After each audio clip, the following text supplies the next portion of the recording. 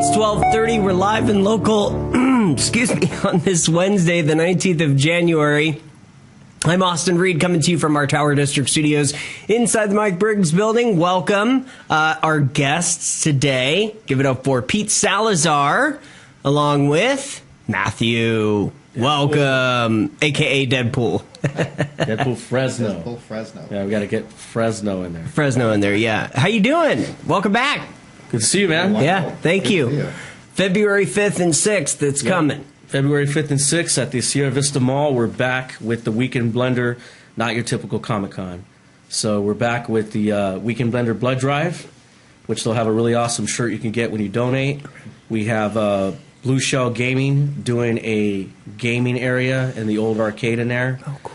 We also have a Digimon card free play and tournament going on from Triumph, a local card shop in town. Okay.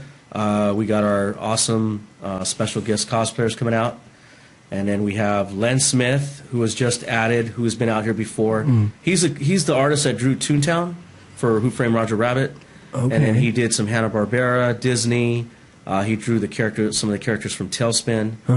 We have Nick Palma, our favorite Ninja Turtle, Michelangelo from Secret of the Ooze, the stunt actor coming back out again. These are just announced today. Wow. The flyer just got done literally last night. You're hearing it first on Central Valley Talk, everybody. Yeah, we just added them. We have a cosplay contest going on both days, Saturday and Sunday. We're going to give away some gift cards, some prizes for the top winners in those categories. I think there's going to be about 3 categories per day. Okay. Matt and Andrea, which is our Lady Deadpool and Deadpool Fresno here, are going to be our hosts. And they coordinated the judges to come out and to basically, screen through all the entries that we'll have from kids to adults, both days. We have the Mandalorian Mercs coming out, some of the 501st Legion. We have so many awesome local guest cosplayers coming out. Right now, we're going to start shooting out all the promo from here on out to the end, getting that really going online strong. Awesome vendors. We're actually going to pack them all out on this one. We have plenty of vendors in there, probably easy 50 plus in there, set up from handmade goods to products, like women's products, jewelry. We have lots of comic books, toys, collectibles, just a variety. Hence that name, the Weekend Blender, where we bring everything and blend it together. Last year, did we have the Weekend Blender? We had the last one in October. Okay, but this time last year, was there one? No, it was in May. That's right, okay. Yeah, so we had May and October of last year because of COVID. We were able to come back in May. Okay. And then we came back in October. We do 2 a year. So our first one, again, is back in early February, the 5th and 6th. And then we'll be back in late August. Okay. And in between that, we'll be a vendor doing a lot of OhanaCon events that we're signed up for. This guy goes north of Fresno, different towns, one every weekend. Okay. So we'll be out there passing flyers out, spreading the word, letting people know we're back in August. We also will be might be doing the Fresno Fair again with Blue Shell Gaming. Okay. Where they do this thing called Pop Culture Experience. Right. So we're waiting to see what's going on with that in October of this year. There's going to be other things going on in between. Okay. We'll just have just everybody follow us on our Facebook and Instagram for all the updates, of what's coming. So we're working on an awesome year, the best we can do it around COVID. Yeah. And what we're kind of still in that pandemic.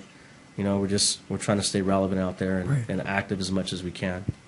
Deadpool, tell me a little bit about how excited you are for February. Oh my gosh, it's been a long time coming. Every time a cosplay event happens within the Weekend Blender, we see all these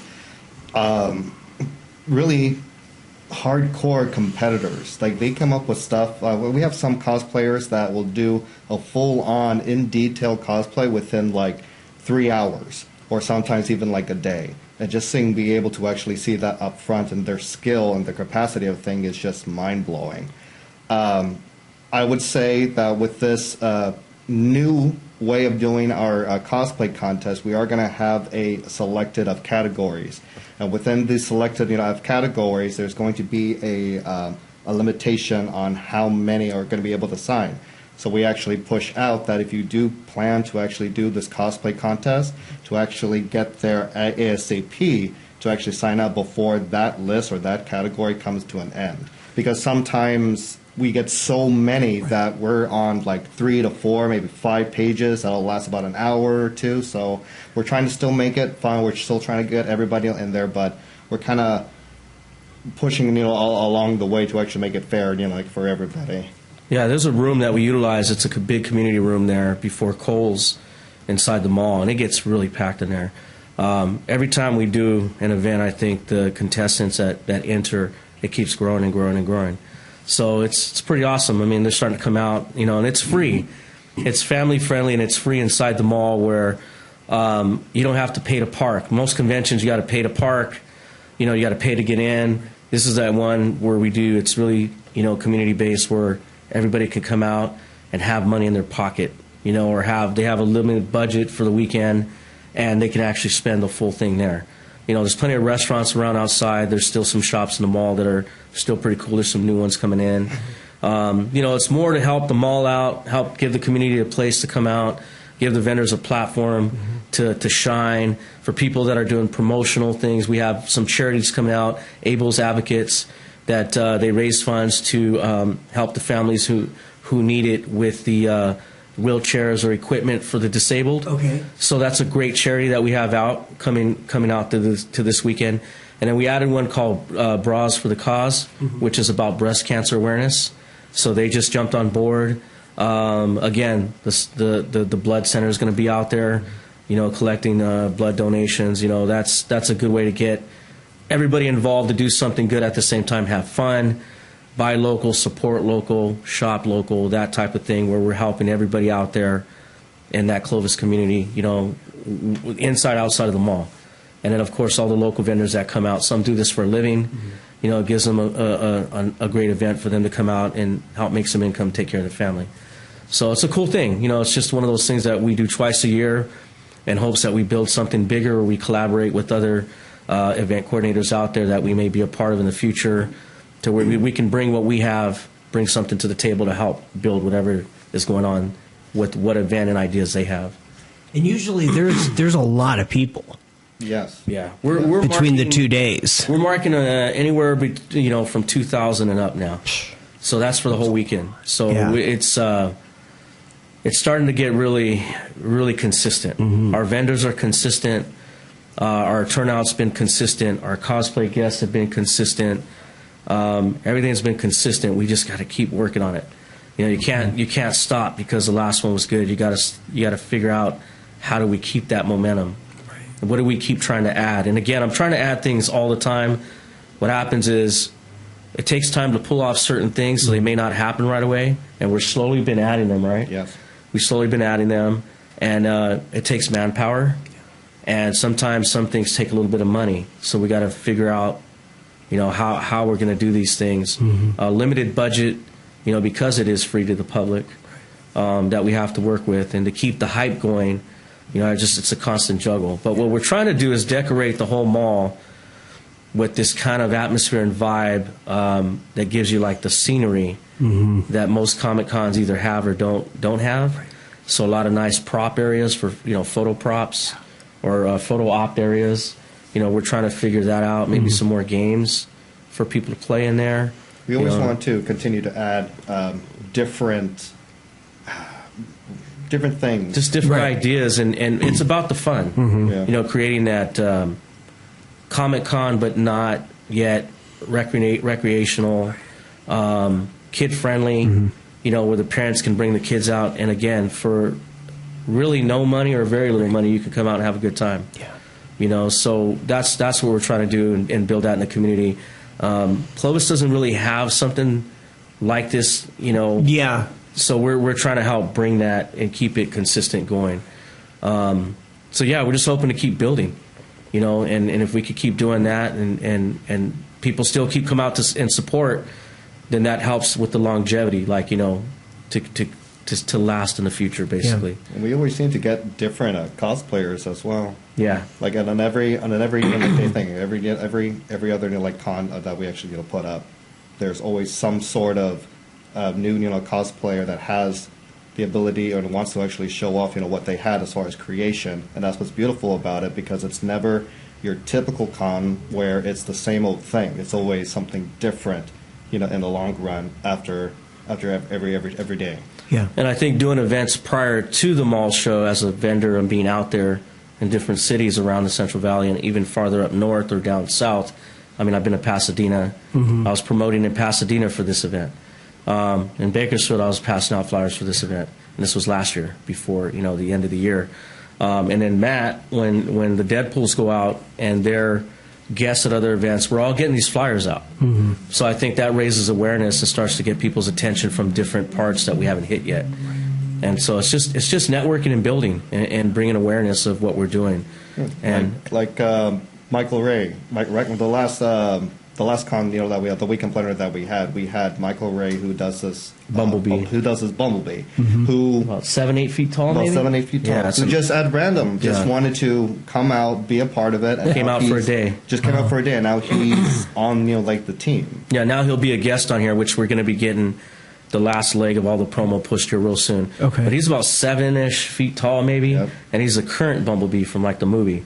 It's a really awesome build. Oh, wow. It's an awesome build. So he'll be out there, and he's somebody new that discovered, I don't know how. I mean, we don't know sometimes. Yeah. They're finding out.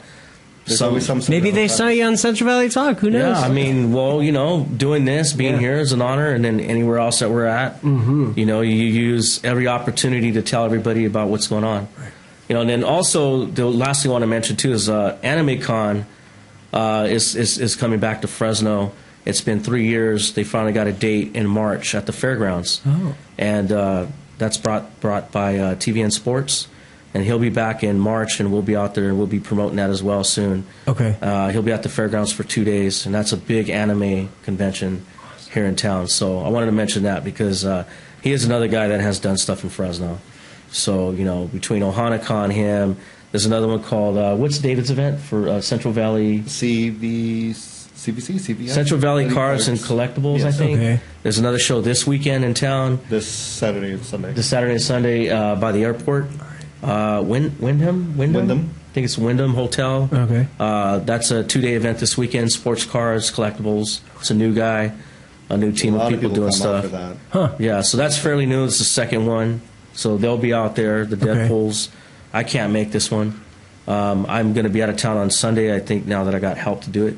So I'll be with OhanaCon after. I didn't know if I was going to make anything. Yeah. So I got that figured out. So, again, we're all over the place, and we'll be getting the word out on what's going on. Yeah. But, yeah, we're just constantly looking on how to grow and keep the event better and better, So anybody that's watching today or on our replay, connect with Pete or Matthew. And, how long you've been doing this now? For how many years? 2009.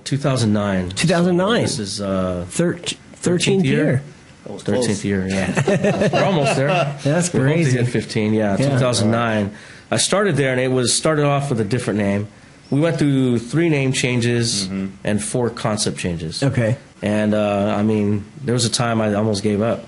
I just didn't know what we were doing, how we were gonna figure out how to stay, relevant, adjust and adapt, to the environment, what's gonna work. And so finally in 2016, it finally became the Weekend Blender, and then we started to slowly move into a Comic-Con vibe. Right. It wasn't planned. It just kind of organically happened. And I'm actually blended in. Yeah, it did blend. Literally. Blended in, yeah. Blended in. It worked, man. Yeah. It's working now, and we're going to just keep trying to make it fun for everybody, and a place to come out, once or twice a year and have a good time in Clovis. Very good. All right, guys. Thanks for coming in. Good to see you again. Thanks for having us, man. We appreciate your time. All right. Check it out, everybody. Diehards and Son with a Z. I'm Austin Reed. Thanks for joining us here on Central Valley Talk. We'll be back with another guest in just a bit. Hang tight.